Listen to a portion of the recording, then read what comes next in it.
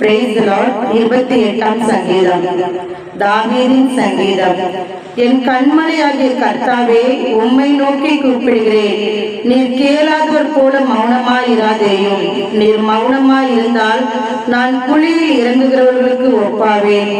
நான் உம்மை நோக்கி சத்தமிட்டு உம்முடைய பரிசுத்த சந்நிதிக்கு நேராக கையெடுக்கையில் என் விண்ணப்பங்களின் சத்தத்தை கேட்டருளும்.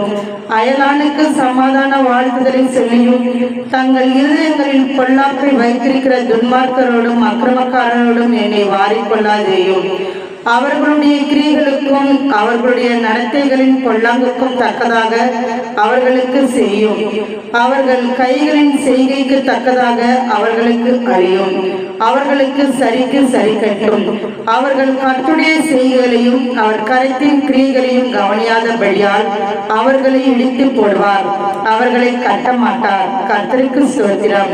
அவர் என் விண்ணப்பங்களின் சத்தத்தை கேட்டார். கர்த்தர் என் பெலனும் என் கேடவுமாய் இருக்கிறார். என் இருதயம் அவரை நம்பியிருந்தது. நான் சகாயம் பெற்றேன். ஆகையால் என் இருதயம் களிகூறுகிறது. என் பாட்டினால் அவரை துதிப்பேன். கர்த்தர் அவர்களுடைய பெலன். அவரே தாம் அபிஷேகம் பண்ணினவனுக்கு அரணான அடைக்கலமானவர்.